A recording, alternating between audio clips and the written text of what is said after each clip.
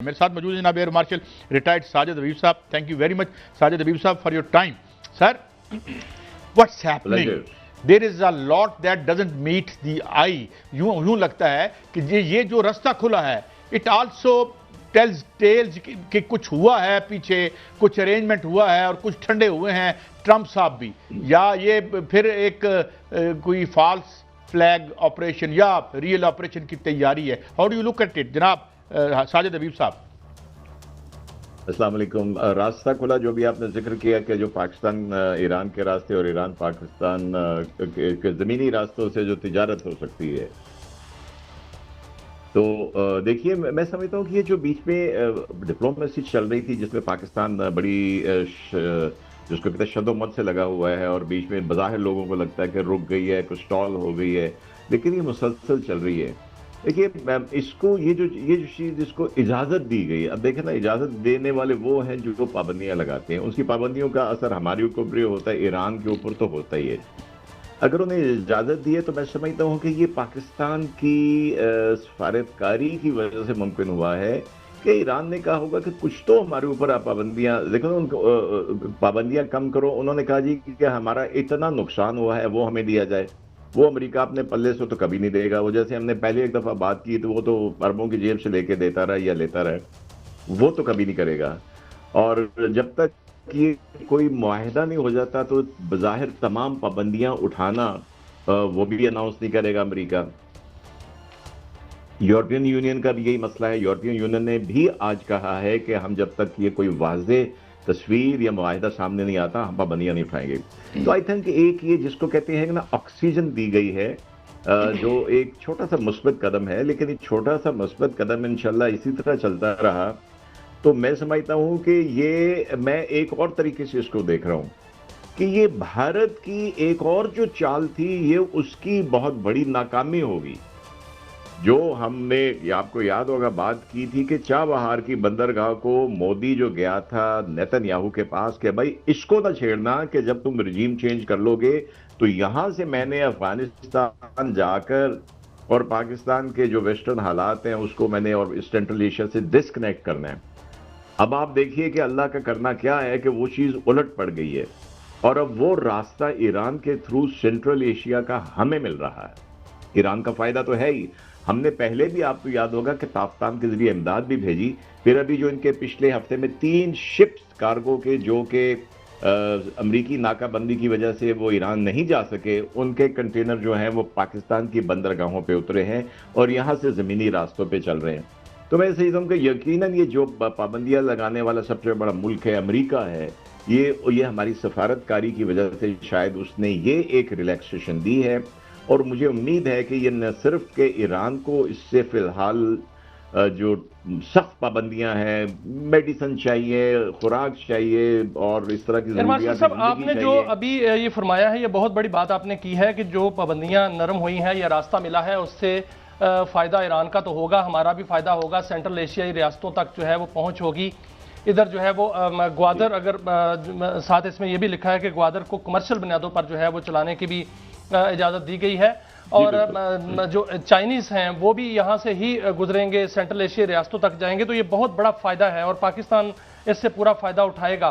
Sir, Iran और America के दरमियान जो मुज़ाकराती अमल शुरू हुआ उसमें बड़ी पेशरफ्त भी आई और कहा जाता है कि उसमें तातुल आ गया, लेकिन उसके बैकग्राउंड पे जो है बहुत सी सफारतकारी जो है वो काम कर रही है। हालांकि अगर खबर नहीं निकली तो इसको तातुल नहीं कहा जा सकता।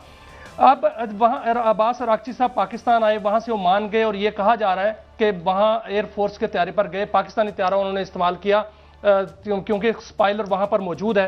तो इस हवाले से भी फरमाइएगा कि ये पाकिस्तान की एक बहुत बड़ी सफारतकारी और कवर है।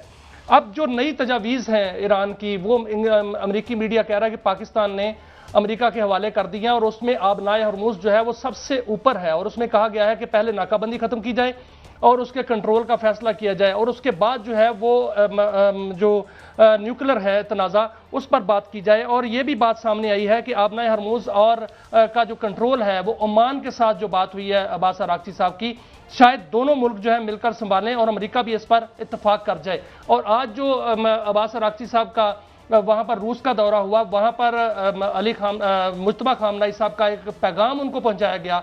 इसमें भी ये कहा जा रहा है कि यूरेनियम का मसला जो है वो उसमें गारंटी जो है रूस देगा। तो आप क्या समझते हैं कि अगले आने वाले दिनों में दोबारा जो है वो जो तातुल बज़ाहिर नजर आ रहा है वो सामने आएगा और इस्लामाबाद के अंदर एक बैठक होगी जिसमें बाकायदा तौर पर एक मुआहिदा सामने आने वाला है? जी बिल्कुल, जहां तक आपने आबनाए हुर्मुज़ की बात की है, ये बिल्कुल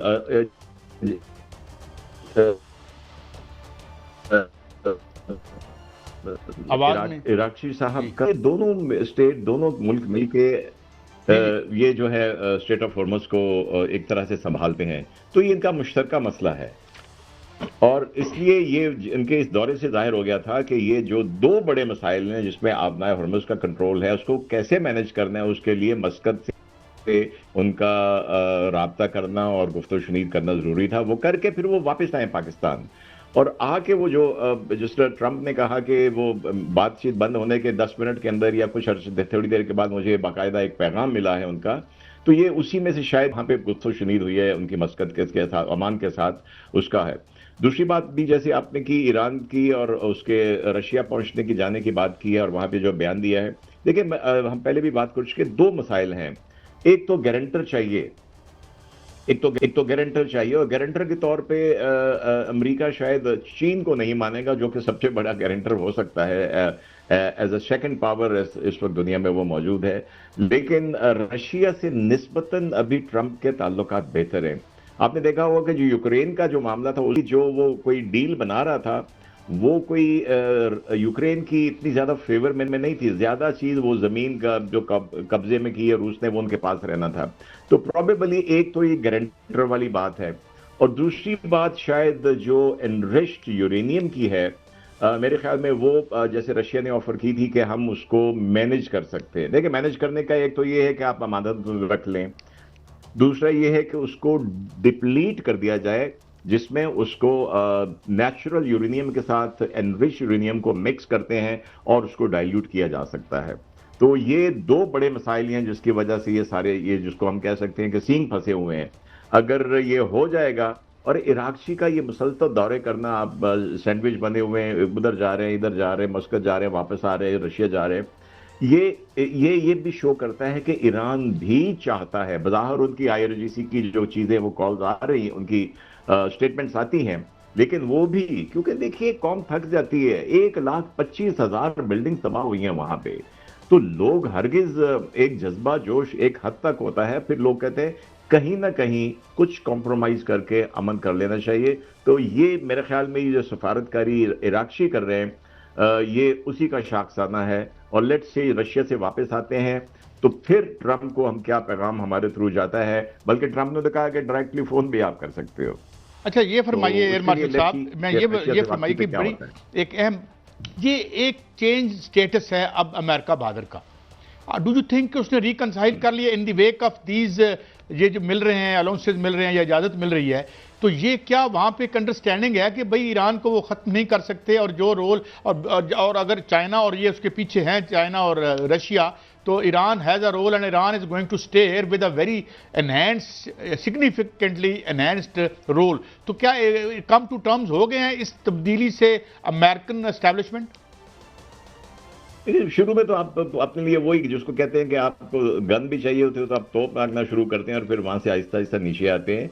तो अमेरिका की अपनी मजबूरियां, ट्रंप की, अमेरिका की नहीं, मैं समझता हूं कि ट्रंप की मजबूरियां, क्योंकि जंग अमेरिका की फिलहाल नहीं थी, ये जंग इस वक्त ट्रंप की जंग थी, नेतन्याहू की जंग थी। और इसमें आपने वो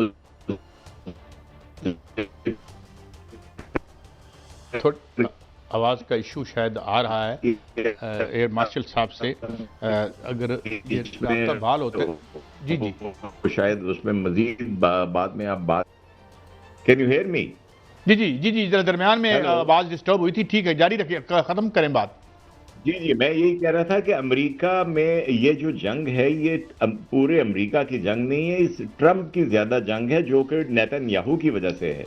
आपने देखा होगा कि बहुत से इनके मिलिट्री कमांडर भी छोड़ गए, या वो बाजार निकाला गया, लेकिन वो छोड़ गए क्योंकि वो इस जंग के खिलाफ थे। सबसे पहले जिस नेवी ने स्टेट ऑफ अपना हॉर्मस में जाने से इनकार कर दिया वो तो यूएस नेवी थी। अभी रिसेंटली उन्होंने अपने नेवल सेक्रेटरी को भी फारिग किया, जबकि पीट हेग्सेट जैसे जो हार्डलाइनर बैठे हुए हैं। लेकिन कभी ये ड्रामा हो रहा है गोली चलने का, गोली कहीं बाहर चली उस कमरे में, अब उसकी स्टेटमेंट आएंगी तो वी स्टैंड यूनाइटेड। ये टिपिकल वो चीजें होती हैं जब अपना साख बहाल करने के लिए एक लीडर अपने मुल्क। लेकिन बाई एंड लार्ज आपका इस बात पे आप ये कह रहे हैं कि उसको कंप्रोमाइज करना पड़। बहुत शुक्रिया air marshal retired Sajid Habib साहब हमारे साथ थे, बड़ा सिग्निफिकेंटली उन्होंने रोशनी डाली